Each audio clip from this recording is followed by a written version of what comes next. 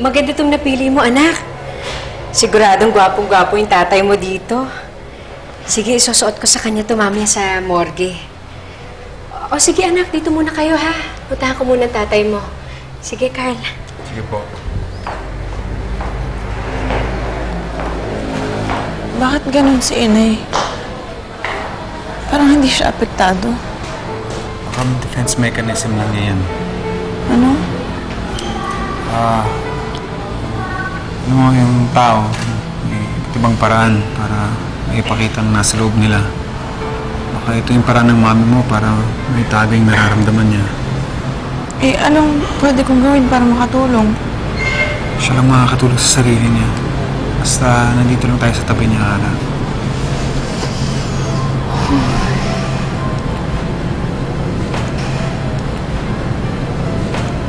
Ganun ba talaga yung mga ilaw doon? Sige, puntahan natin. Ang gaganda naman.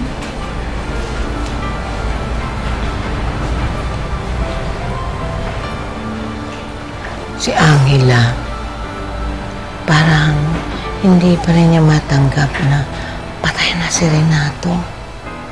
Parang normal siya kung kumilos. Hindi naman natin masisisi si Angela, Limperta. Hindi siya pwede magpakita ng kahinaan. Kailangan magpakatatag siya para sa kanilang dalawa ni Cara. Masama yun eh.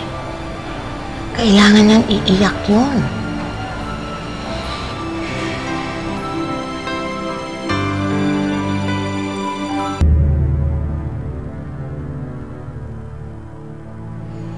Renato, alam ko huli na ang lahat. Gusto ko lang magpasalamat sa iyo sa binigay mong pagmamahal sa pamangkin ko.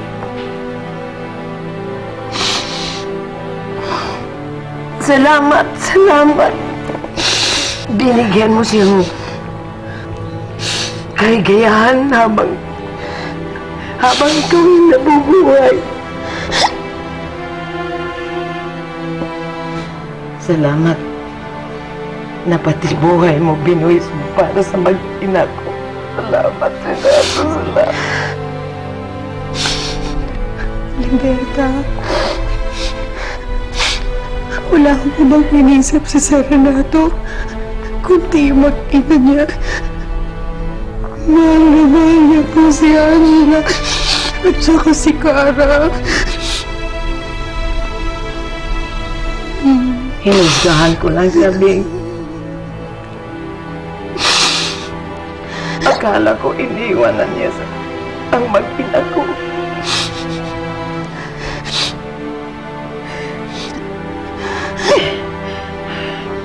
Patawarin mo ako, Renato. Patawarin mo ako.